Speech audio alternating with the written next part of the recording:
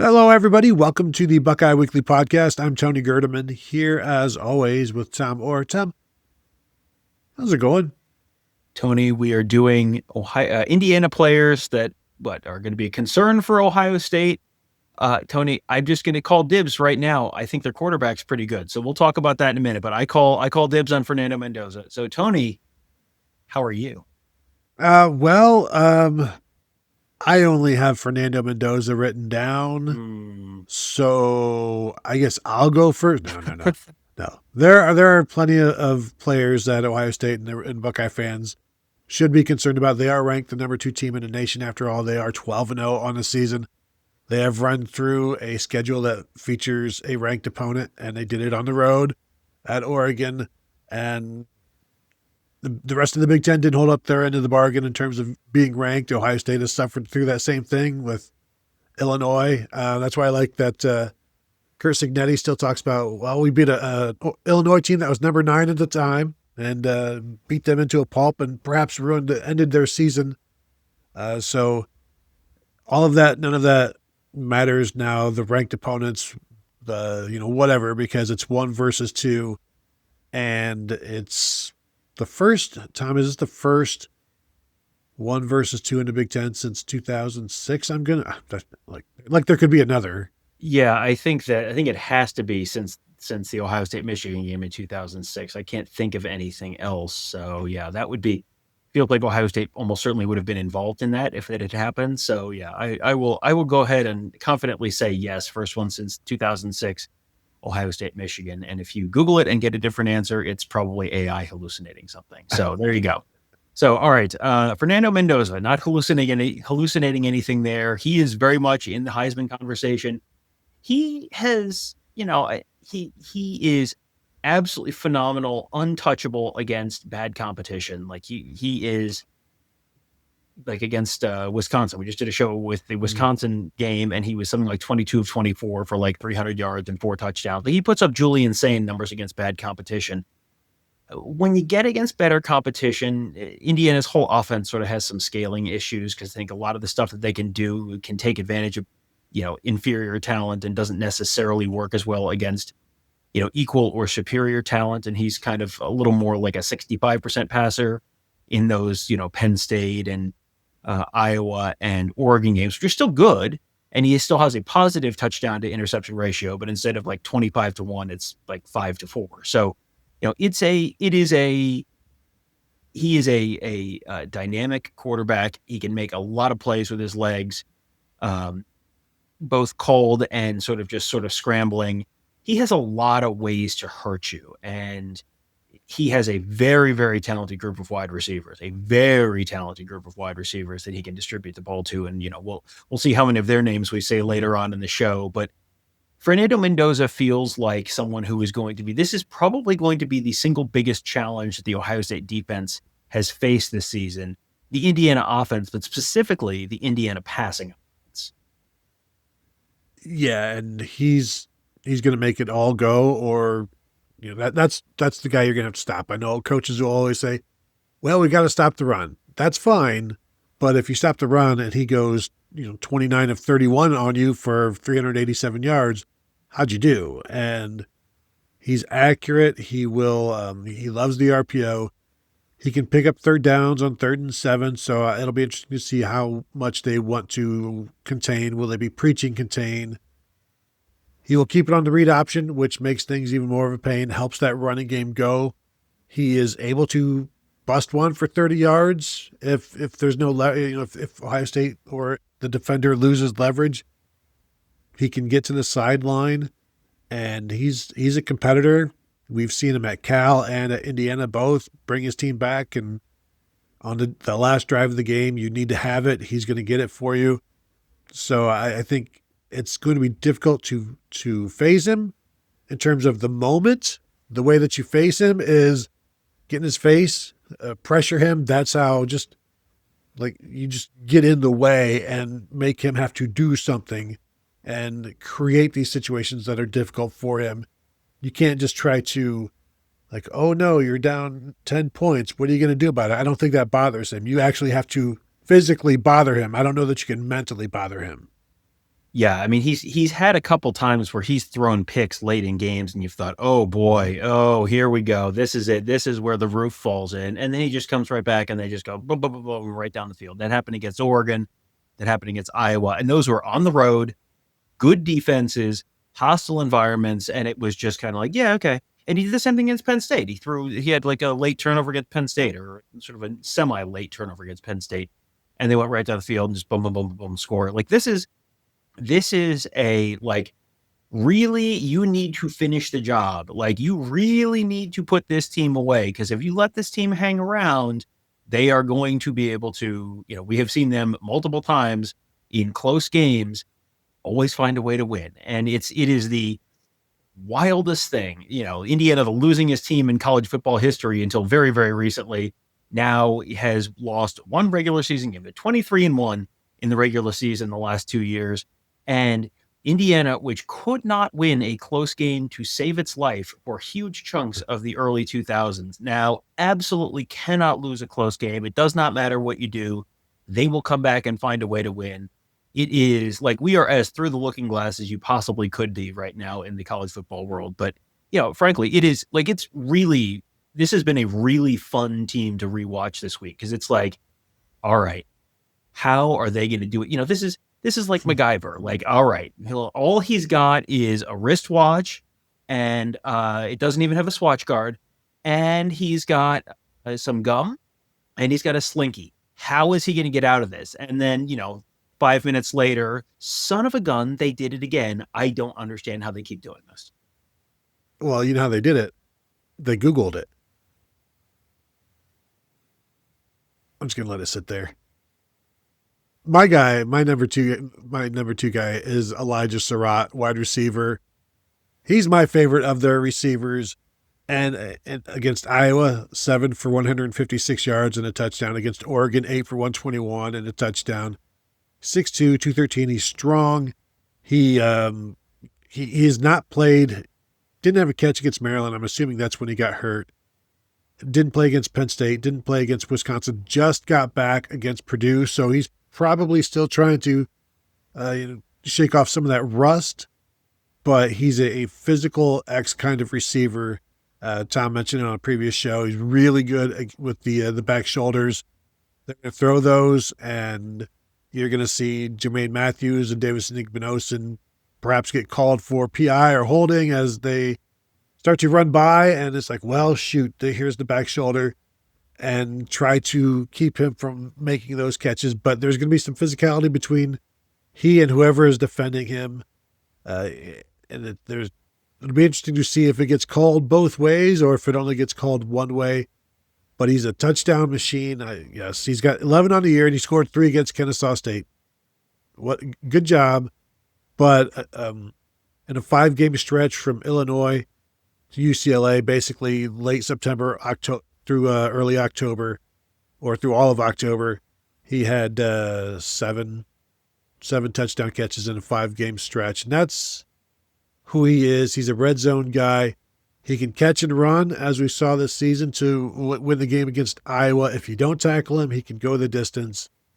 He's been very quiet of late because of injuries, but I think if he's fully healthy, he's the guy, to me, that scares you the most because of everything he can do.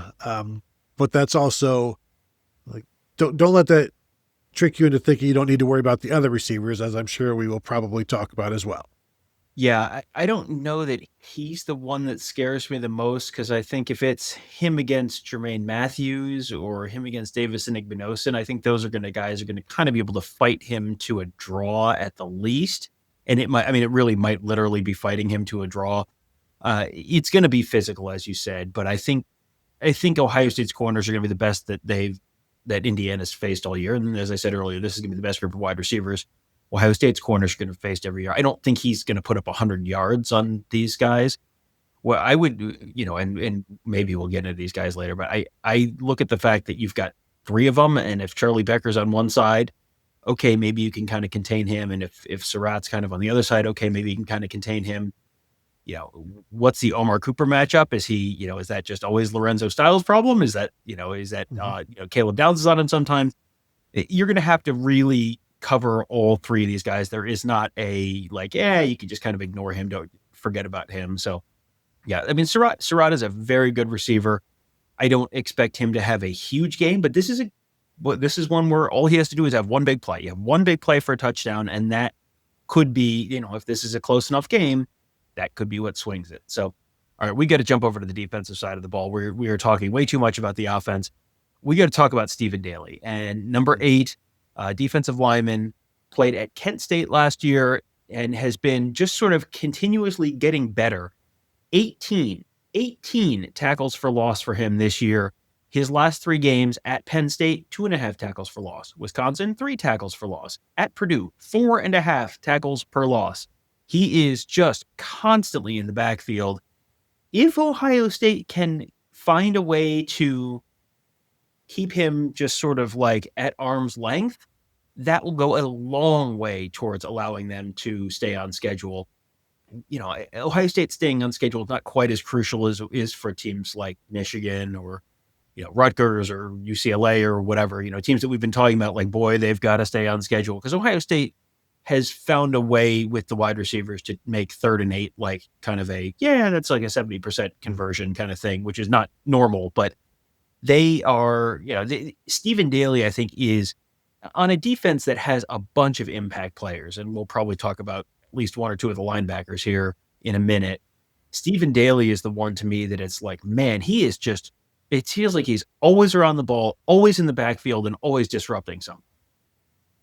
He's had 10 tackles for loss in his last 3 games. Last year at Kent State, he had 9 for the season. It goes to show you, if you move down a level, you become much more productive if you go from the MAC to the Big Ten, as you know.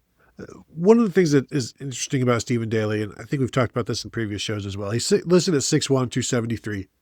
He's not the draft measurable kind of guy, which allows him to fall through the cracks and then have to climb back up through them. But he's not your standard defensive end body type.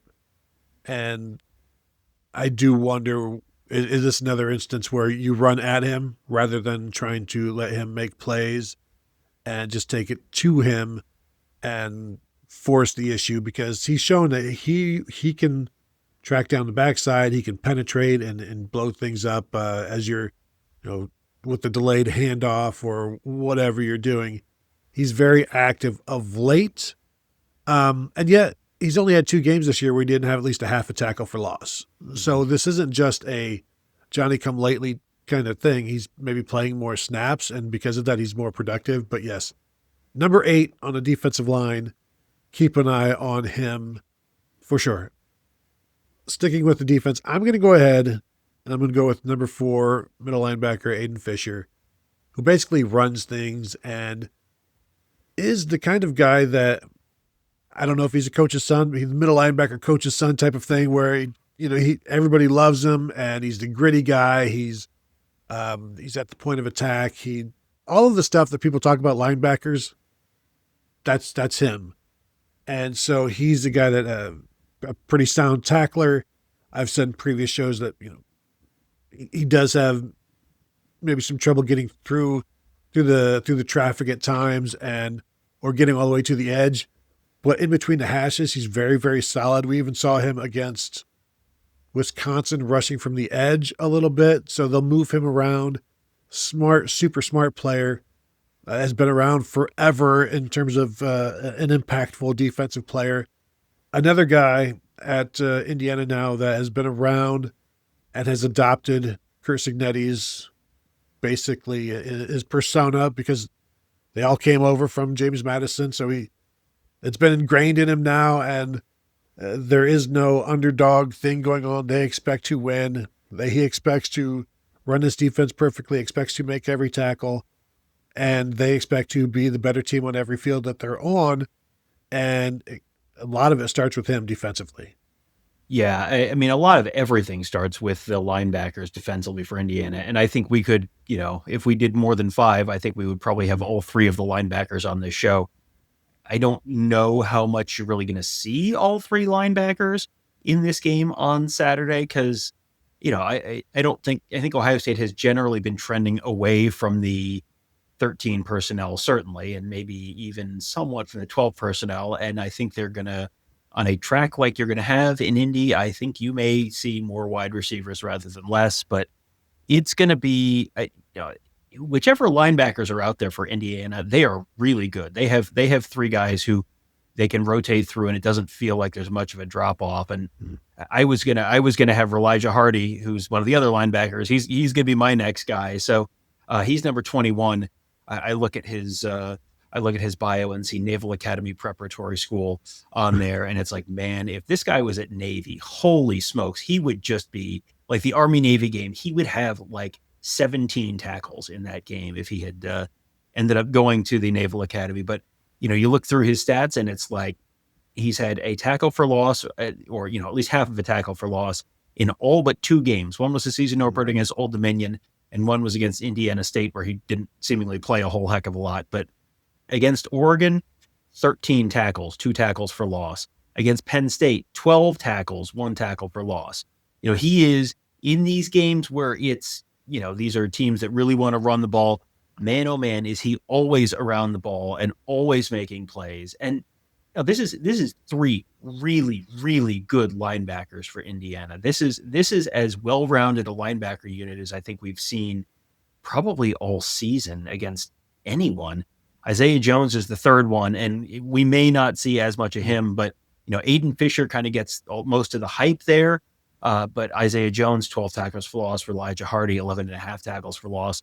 It is just a really, really good, solid, disciplined linebacker group. They're not out of position a lot.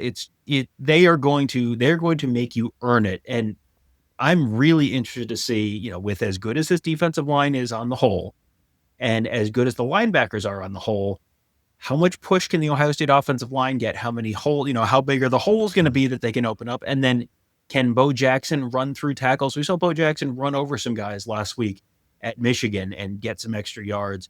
Can he do that here? Can he get around the corner? Can he turn the corner on these guys or not?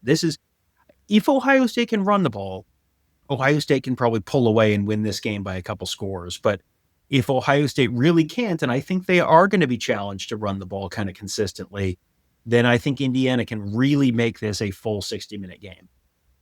Can I throw one more in here? And that's boundary cornerback D'Angelo Pons, number 5, all Big Ten type of player, is 5'9", as we have talked about, and Ohio State will not field a receiver that is under 6 foot in this game. And the outside receivers are all generally going to be 6'2", 6'3".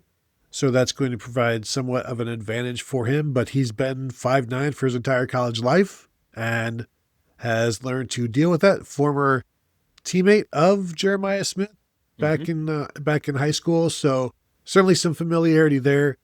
But a guy with 8 pass breakups this year, 3.5 tackles for loss, 38 tackles. He has an interception. He can attack screens. He can attack the run.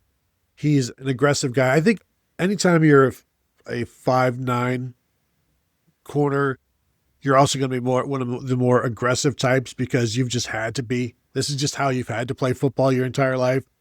So they're generally okay against the run as well. And, I think we haven't talked a whole bunch about the secondary overall because, in terms of our rewatches, because we haven't really seen them play too many passing games. Even against Oregon threw the ball like 34 times for 180 yards. And it's like, that's not great. And so we'll see a lot more, I think, from the secondary on Saturday and have a much better idea of what they are. But D'Angelo Pons, another guy that just keep an eye out for Buckeye fans.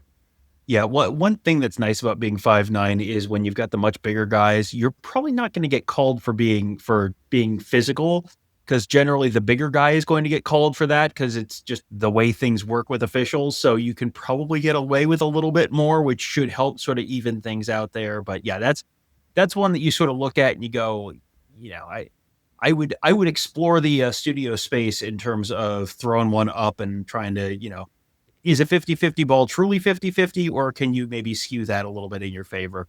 So I would be looking for Ohio State to maybe explore that. Like if you can get Jeremiah Smith on him in the red zone, I would throw up a fade or two and see what happens there. One other guy that we should talk about, and really this is two guys we should talk about, Nico Radicic, the place kicker, 13 for 13. He's 6 of 6 from 20 to 29, 3 of 3 from 30 to 39, and 4 of 4 from 40 to 49. Long of a 46. However, don't worry. If they need a longer one, Brendan Franke, we saw him against, I think it was the Oregon game, hit a 58-yarder. So, and that was outdoors in Oregon. Inside, he could be lining up on the logo, and just like Steph Curry, he could hit a 3 from the logo. That is a legitimate possibility, which, again, if it's a close game, boy, oh boy, is that a really nice advantage to have at the end of the first half, especially for a coach like Curt Cignetti, who will be super aggressive in those late first half kind of, you get the ball 22 seconds left, and it's like most people are kneeling it out. Curt Cignetti's like, 22 seconds? We might be able to score a touchdown. We can certainly get 3. And when we've seen him try that, it's generally worked. Yeah, he has no problem exploring the room of the possibilities. And Franke, if they also need a short field goal, he had a 22-yarder for some reason against Oregon as well. So another thing to keep in mind. He's your putter, he's your driver, and then all's good from there. So that will do it. Just some guys that you're going to want to keep an eye out that could be the difference in this game on Saturday night. If you want to hit the thumbs up, we'd appreciate that. Subscribe to the channel. All that jazz, as you know. 5-star rating review on the podcasts. And, of course, you can continue to find us at BuckeyeHuddle.com. So that will do it from here. Thank you all for tuning in, and we will talk to you all later.